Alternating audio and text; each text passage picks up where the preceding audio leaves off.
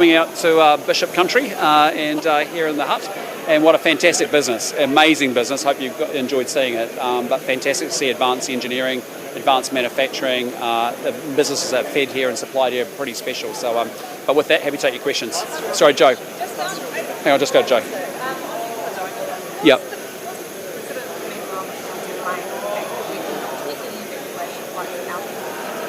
Look, we have been, as you know, each day we're talking with the French authorities to make sure we get permissions in place. Today we haven't been able to achieve that, but obviously our focus is to continue to work hard to make that happen. How frustrated are you, though, that the French President's arrival coincides pretty conveniently with the fact that there has been a halt on those flights?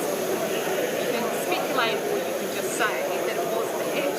How frustrating is that with these people who have been away from home? Well, it is frustrating. We want to make sure that Kiwis who want to come home can come home. We're working very closely with the Australians, and there'll be a number of reasons from the French authorities, reasons why it hasn't been possible today. But having said that, we're going to continue to work, build up our options. We've got a lot of ways in which we can get Kiwis home. I'm very proud of the way that we've got almost 100 home already with the 2 flights that we have undertaken, but we'll continue to do that. But yes, you're right. But today, we've been, we continue to talk to the French authorities in Paris and Noumea and also here in Wellington about making sure that we can get permission and access to be able to bring our aircraft in to get our people out. Well, those are decisions for the French. What I'd say to you is we're doing everything that we can to make sure that we get New Zealanders who want to come home home. And I think we've moved incredibly well, and we've been very effective over the weekend and into the early part of this week to make sure with the Australians, with Penny Wong and Winston Peters, who I think have done an exceptionally good job, to actually be able to get the permissions in place so that we can actually start that process. Did you raise this directly with the French President? We are talking with the French on a regular basis in Paris, in Noumea and in Wellington as well.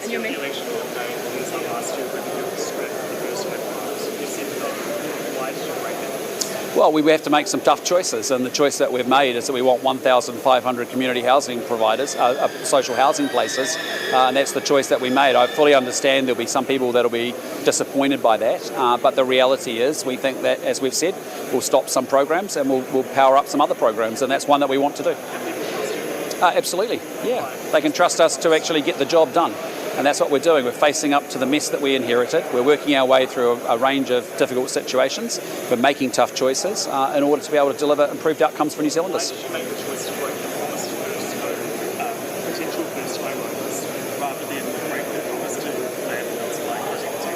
Well, I just want to be really clear. We have a housing crisis in New Zealand. We've been talking about it for over a decade now, and this is a government that's going to do something about it. And I just say to you that we know this is a supply side problem, not a demand side problem.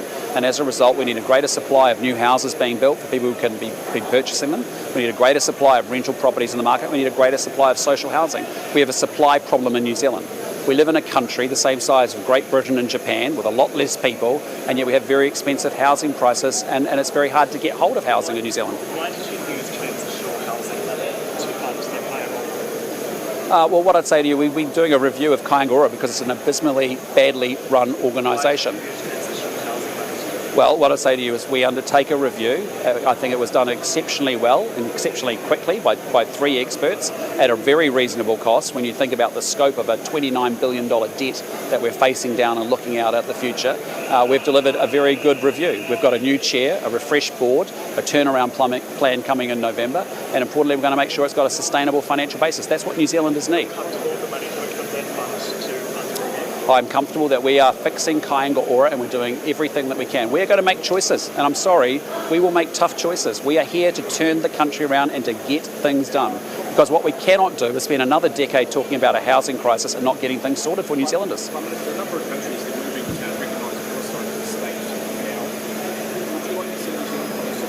Well, there's no doubt about it.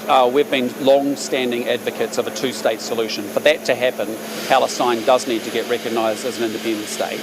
But you've seen us actually, support a couple of weekends ago, actually enhanced recognition and participation for Palestine at the United Nations. That's been an important step for us. But really, right here, right now, what's needed most is for hostilities to cease, hostages to be released, aid to be delivered into Gaza, and in the negotiation and the peace process to commence so that we can start to drive into that 2-state solution. Well, I would certainly hope so. I mean, we need to see urgency around peace and the peace process and a two-state solution emerging. And that's why we have been urging Israel to make sure it's compliant with international law. It ensures that it gets aid into Gaza. Equally, we need Hamas to release hostages, and we need both parties to get round the table to negotiate a peace settlement and ultimately start the process around a two-state solution. On Government Friday. What did you make of the letter from the lobbyers and local council around the country asking us to sort of back off, mind your own business when it comes to the Māori wars? Well, all I'd say is we're just returning it to how it was in 2021. We believe very strongly in localism and devolution. We believe that communities should make those decisions. They shouldn't be mandated from Wellington. You know that we've had a long-standing opposition to that. We opposed it when it was happening, as did the other parties in our coalition government. And for us, it's a no-brainer to return it the way it once was. On the Government Friday announcement. Well, what we're doing is making sure. No, what we're doing is we're making sure that individual citizens of local communities will actually make those decisions and those choices. The Government Friday announcement yesterday. What, if any, procurement process took place for that funding announcement? Well, what we're doing there is we're saying very clearly that we think actually government doing everything from central Wellington, as you saw, a $2 billion spend in mental health, that went nowhere, that no one seems to be able to deliver what outcomes they actually improved. We made a commitment. I started talking about this back in April last year, that actually a Gumboot Friday where $1 goes in and $5.70 of social benefit is created, 19,000 counselling sessions for 12,000 kids, and I met many of those kids, made a big difference to them. We should take the money out of the bureaucracy and we should get it to the frontline community organisations like this.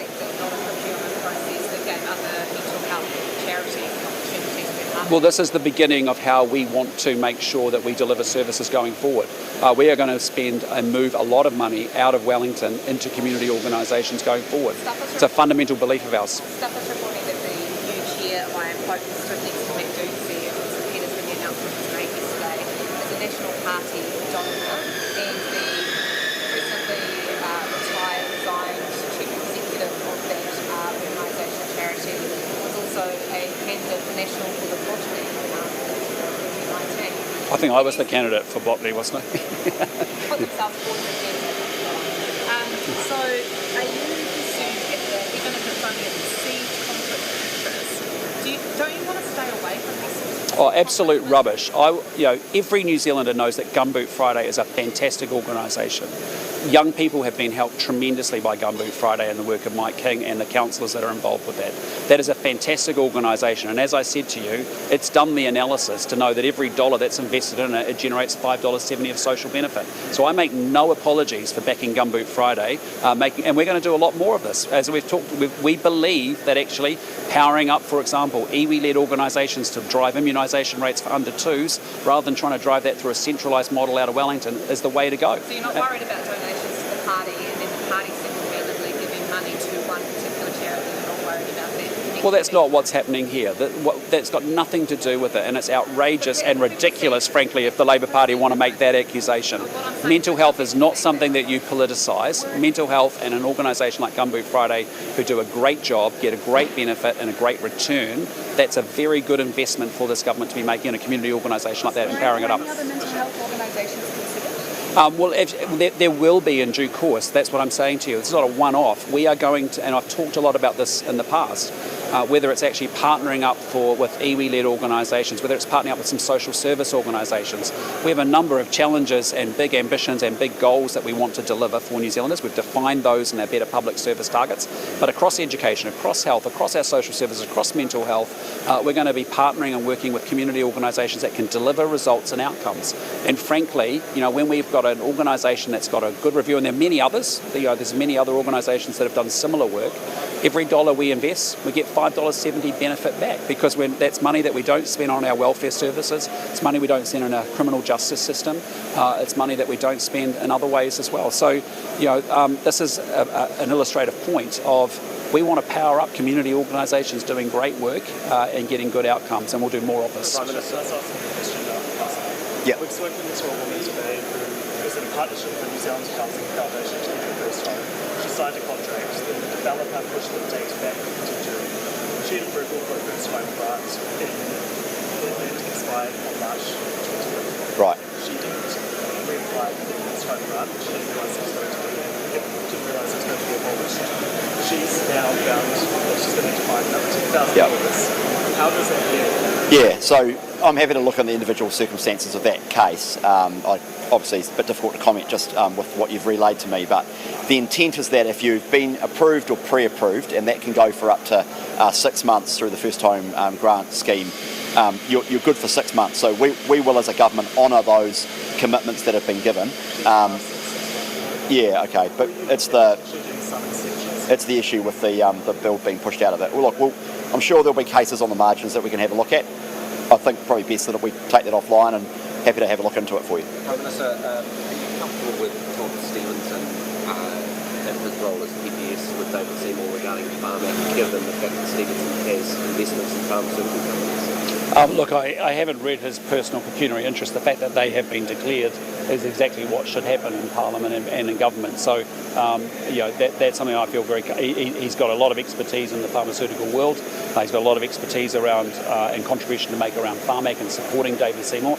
David Seymour is the Associate Minister. That's what I'm focused on. Todd Stevens is obviously a parliamentary private secretary, working with them on that. But that is not a formal role of the executive. So you hadn't been briefed or told at all about his investments with pharmaceutical companies or his funded trip to Australia? No, I haven't spoken to him about that. But what I just say is we have pecuniary interest for a reason. That's all very transparent. It's made available for the public to go through and for you to go through and everyone to look at. And it's important that process takes place. Is it appropriate in your view, though, for someone who holds investments with pharmaceutical companies to be involved in the construction of the letter of expectations to the new board chair of Farm Act?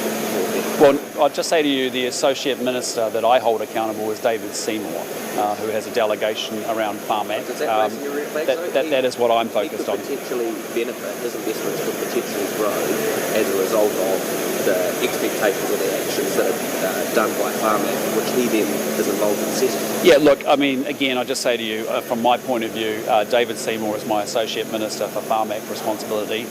We have Todd Stevenson as a PPS, it's not a member of the executive. And David Seymour is the person that I talk to about Farm Act issues, not Todd Stevenson. Did David Seymour ever raise with you that Todd Stevenson did have these conflicts, that they would be part of the pecuniary interest? No. But the point is, the pecuniary interests are out there. That we all take that process very seriously. It's available. It's a good process to have. And we're very transparent with everybody about what the engagements are. Last question, guys. Sure.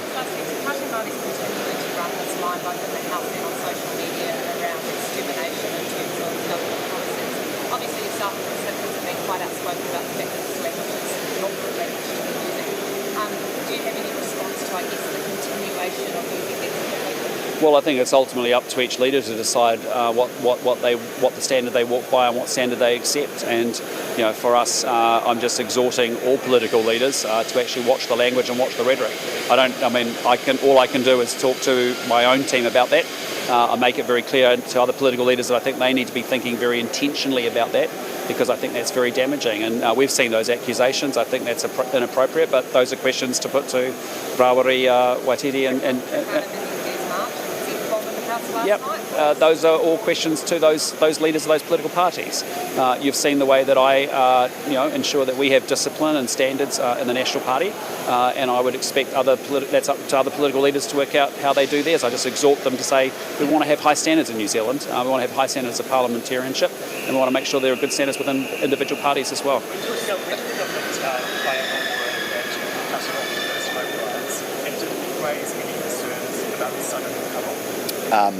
Sorry, say the question again.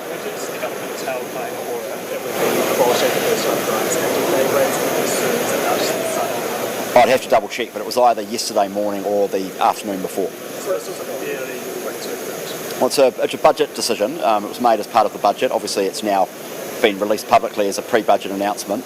We signed off on the decision some time ago, but Kāinga Ora was not told until either yesterday morning or the afternoon before. Why didn't you tell them after? Well, because up until the point at which we told them it was a budget secret budget secret information. So we didn't. We had to tell them, obviously, because we wanted to take the website down so people couldn't apply. Just with your sports ministers on, Yeah. do you have any concerns about the way the World Anti-Doping Agency handled the case of all the positive Chinese swimmers?